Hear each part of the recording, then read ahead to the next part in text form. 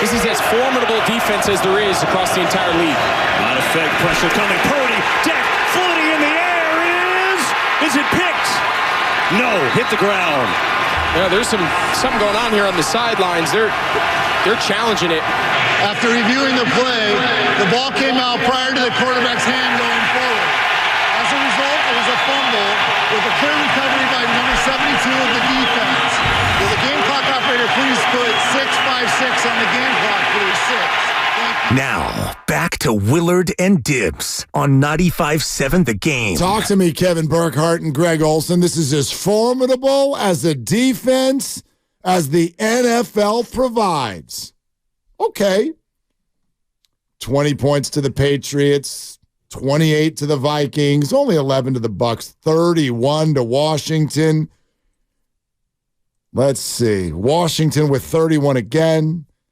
Dallas with 23, the Bills with 34. I don't know. You say it's the same defense. I say data says otherwise. They're not as good this year. The record's better. They're not as good. Want to know who agrees? Longtime Philadelphia radio personality Angelo Cataldi from WIP forever, who was on with the Morning Roast today. They're not as good.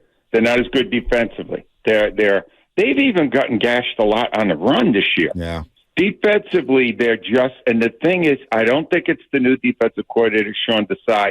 I think it is a philosophy the team has: bend but don't break, bend but don't break. But they're winning a lot of games on luck. Kansas City wins the game 2 weeks ago if the receiver catches the boys all alone. Yeah. How do you leave a guy that alone with a game on the line? I mean, the Eagles will lose Sunday. I've been saying it on local shows all week. They're not going to beat the Niners. Angelo Cataldi. Jump Cataldi. WIP. Well, there's the thing says it's over, and then it keeps going, which is good. Crazy, I like what he said. So that's one guy. Yeah. It's one guy's opinion. Niners maybe wouldn't have beaten the Rams if the ball didn't bounce off Kyron Williams. Sure. So, I mean, we can play that game for any team and any scenario. I think you can play that game. Here's where I would actually stop what he's saying, because while this may sound disingenuous to some of you, I'm still going to say it. I'm not telling you that the Niners are definitely going to win. It's a football game. Yeah. I'm telling you they're better and that they should. Stuff happens. They may not. And the season doesn't end whether they do or whether they're not. So I may come in Monday and say the same thing I said to you about San Isidro. I was wrong. I'm ready to do that if that's the way that it goes. But all I can do on a daily basis is come in here and tell you what I see, what I feel, what we've studied. I like as the matchup. By the way, I didn't even necessarily feel this way on Tuesday, but I'm listening, I'm reading, I'm texting, I'm talking to people, I'm looking at deeper numbers, and I'm just telling you what I see. The Niners are a better team than the Eagles. And there's a bunch of stuff out there from people who have no emotional dog in this that suggests the same thing. The Niners have a worse record. They're favored on the road. They have a worse record and may not get home field advantage, yet they're favored over the Eagles to win the Super Bowl. Why is that? I'm sitting here. Someone can explain it to me if I don't get it. I'm telling you that right now, Las Vegas, Nevada is overwhelmingly convinced that the Niners are a better team than the Philadelphia Eagles. Based on a 3-point spread. Based on all kinds of things. Right. Based on all of the stuff that goes into making a spread, which is a lot. Right. A lot of numbers, a lot of studying, a lot of knowing this. So do with that whatever you want. It's rare that you find a 10-1 team at home that's going to be an underdog by a full field goal. A 10-1 dog at all. Yeah. I mean, you can't be much less of a dog rather than 3 points. Well, you could be a 2, you could be a 1. But you're not going to see a half-point spread. But 3 is a very big number in 3.5 is bigger than 3. Yes, by a lot. But 3 is much bigger than 2.5. And it's much bigger than 1. Or which is what it was. Well, 1 is a pick 'em. One is basically saying, you're not going to have really a true pick 'em. So It started at a pick 'em, and then it was 1. And the fact that it ballooned to 3 tells me that a lot of people are believing what you believe, which is the Niners are a better team, and that's why it sits at 3. And I was doing a lot of the research on the gambling side of it, and a couple of my gambling expert friends are saying, don't bet it at 3. Don't take the Niners minus the 3.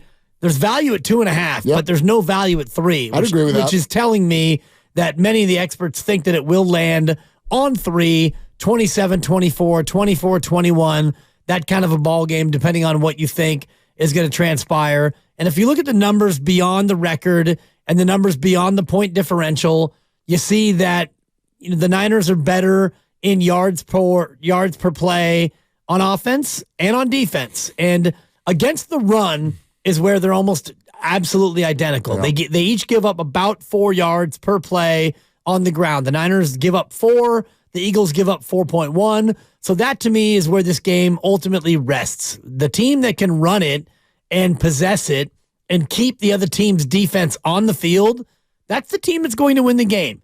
And I look at that number one factor, and I look at the Eagles defense being a little bit more banged up, and the fact that they're coming off a game a week ago where they played 92 snaps on defense.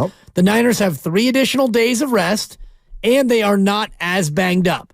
So even if you say these 2 run defenses are totally equal, and I think you could make that argument, well, the Niners have a injury advantage and they have a rest advantage, and that's what's leading me to think that they can win the ground battle. And if they win the ground battle, and if they win the time of possession battle, the Niners win the game. If the Niners possess the ball and run it more than 30 times, Shanahan's almost unbeatable. Totally. Yeah. I mean, you could argue. I know it's funny the way these two teams are built. There's a poetry to this idea, which is that the Niners will strike first and they will lead in the first half, and the Eagles will be down by 8 or something like that going into the fourth quarter, which is where they have been incredibly successful. And I give them a lot of credit for that. They have made big plays in big moments. Have some of them been breaks that they didn't do? Yep. So you can ignore that if you want. It does. Like I don't care. But I look at stuff like this and think we end up moving forward with opinions that are based on ignoring little things that have taken place that matter. Okay, if Jake Moody makes a kick, we look at this differently. Right. If Marquez Valdez-Scantling catches a ball, we look at this differently. If Jake Elliott misses a kick. If he misses a kick, or if Josh Allen and Gabe Davis were on the same damn page, right, we look at this differently. And you could say, oh, ifs, whatever, you could do this with 1,000 plays. Yes and no. These have all been key plays, final minute, final seconds of games that would definitively change the outcome of the football game. And I'm telling you, we are a breath away from the Niners actually having a better record than the Eagles going into this game. Forget tiebreakers. Like, we are an inch away from the 49ers being 9-2 and the Eagles being 8-3. An inch. But it hasn't gone that way, and that's fine. And the reason why it hasn't gone that way, though, I think is more significant than just, well, that's just the way it goes. I agree with you. When you draft a kicker and you give a rookie the job and he misses a clutch kick, you can't be surprised, in my opinion. That's fine. I agree. Now, if Robbie Gould would have missed that kick, then I would be gobsmacked and I would be stunned and I would be more likely to think what you're thinking. But you brought in a rookie and you gave the rookie the gig and you said, hey, Rook, go make this kick to win a game, and he missed it. And that's what happens when you bring in a rookie kicker. I think that's totally fair. However, even with that, I could still argue, I bet, if I sat here with you and went, okay, Jake Moody, 41 yards, likely of it going in or out, what's the deal? Probably 75% as a rookie. There you go. 85% as a veteran. But either way, it's something that should have, in theory, happened, but it didn't, and that's fine. But I'm not going to eliminate all of this stuff from my analysis. Am I calling the Eagles lucky? I get that offends people, so I won't use that word. Have they had a little luck? Yes. Do I think it's sustainable for a whole year? No. That's my analysis. Yeah, but you are what your record says you are. I disagree. Yeah. I disagree. Only in terms of like decisions that get made in terms of what seeding. Right. But in terms of the only thing that actually matters throughout all of this, you are what your record says you are. Well, and they're 10-1 for seeding. I mean, for standings, which is the only thing that matters. No, I disagree. DVOA and EPA and yards per play and average air yards and all the rest of that nonsense, they're 10-1. Right. But that's not the end all be all either, because it's week 13. Right.